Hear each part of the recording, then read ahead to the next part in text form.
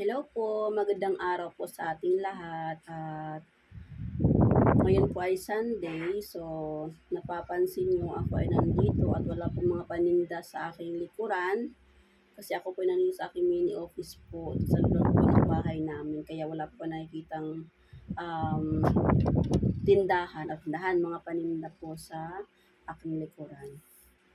So by the way, hello po mga ka-tipicians dyan. Sa mga team ko po, gagawa po ako ng training videos ngayon or konting um, advice lang o leksyon para doon sa team ko na nagtatanong kung bakit um, hindi na siya nakapag-send ng load sa TPC.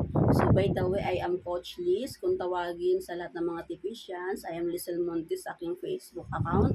At I am Lizel Paltip naman in real name po. So, Coach Liz na lang po for short. So, ang topic natin ngayon ay bakit hindi na ako makapag-send ng load sa TPC? Yun po ang tanong ng aking isang member kahapon. So, gagawan po natin yan ng videos po para meron po silang matutunan o may titingnan po sakaling malimutan nila kung ano yung dapat gawin.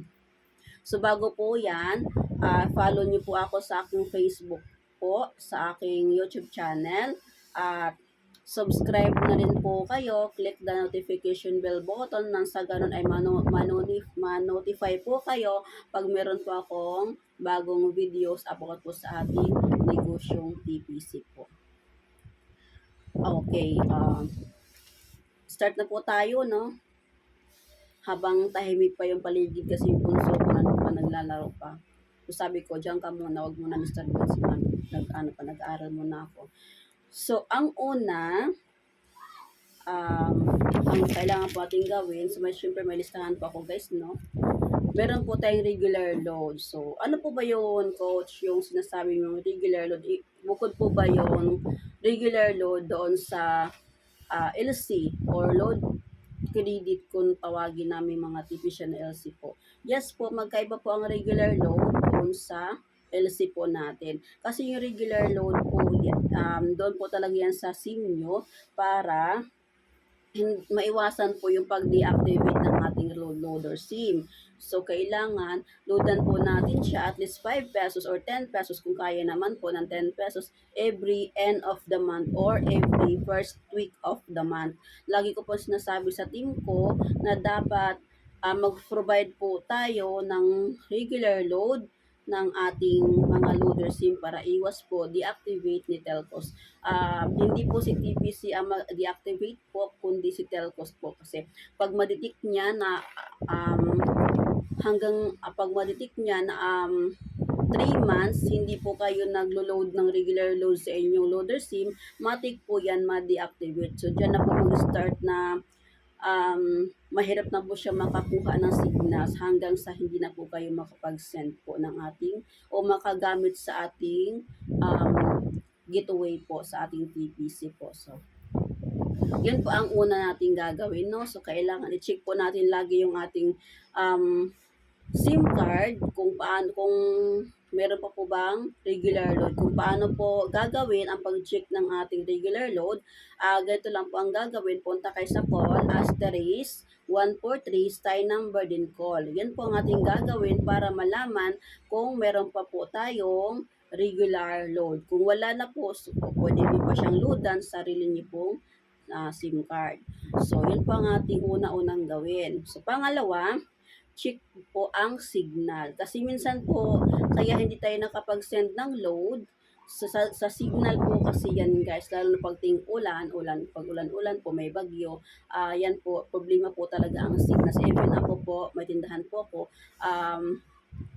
nakaka-encounter po ako ng ganyan po talaga na hindi po nakapag-send ng load dahil po sa signal.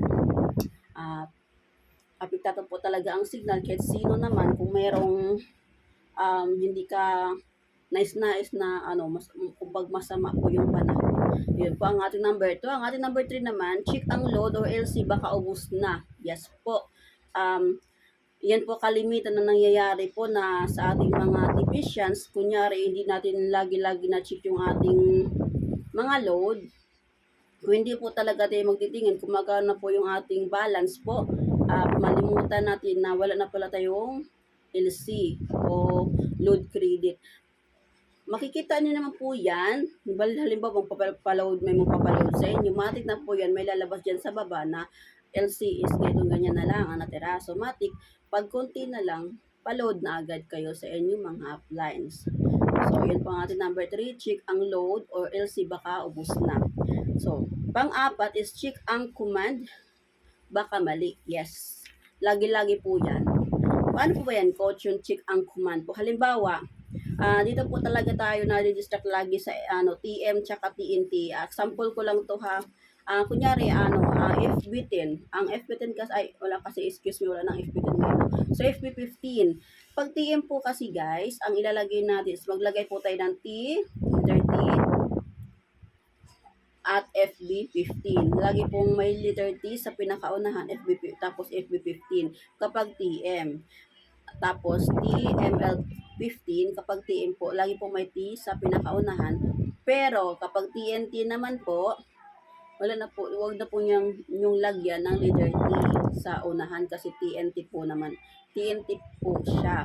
So, dyan po lagi nagkakamali yung ating mga team, ating mga retailers kung paano po siya kasi nakakalito at nung una ako nalilito din. So, at yan po ang command na ating, kailangan po natin i-check ang command na, tapos pag-aralan po natin yung ating mga promo at mga command po kasi dyan po talaga nagkakamali halos. So, lalo na yung mga baguhan pa lamang. So, kung meron kayong time naman guys, kung meron naman po tayong time guys, no, pag-aralan po natin ang ating negosyong e-loading business po kasi kung ito pong sinasabi ko sa inyo, ano na po ito, kumbaga, wala pa po sa kalahati itong videos na to. So pag-aralan po natin ang simpleng troubleshooting lang po, no, sa ating negosyo para pag busy yung upline mo, so alam mo na kung ano yung gagawin. Kasi syempre si upline, hindi naman po nakatingin lagi sa cellphone. Marami pong ginagawa si upline, saka hindi lang po kayo ang kanyang iniintindi, marami po. So, ang panglima po, kailangan may laman palagi ang ating loader SIM. Yes po.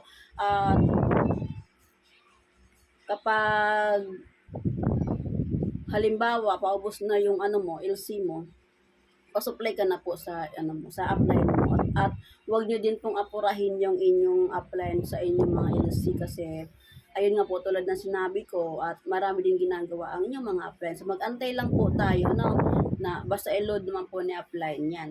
At ano pa idadagdag ko? So ayun lamang po, no?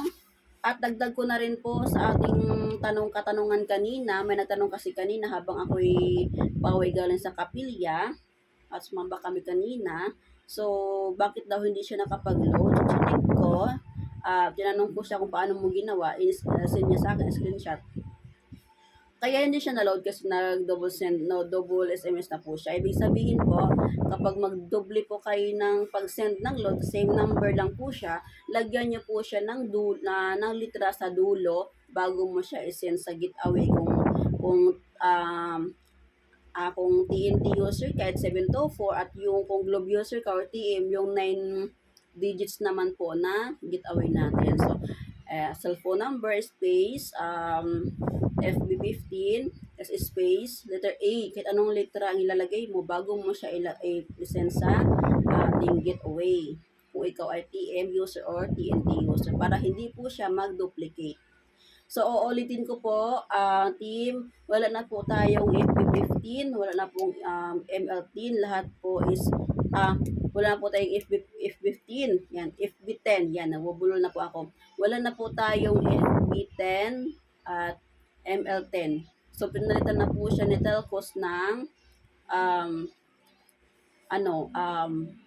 FB15 at ML15. At sa Globe naman po is wala na po yung Go50, pinalitan na po siya ng Go59. So, ayun na lamang po ang ating pag-uusapan ngayon. Sa susunod na po training, ang ating pag-uusapan is nagdepende ko ano yung gusto ng mga team ko na malaman. So, thank you po at maraming salamat po pala sa panonood nyo, sa pakikinig nyo. Sana may matutunan po. Again, I am Coach Liz. Proud to say TPC, Technicians, Load Supplier Nationwide. Thank you po. God bless.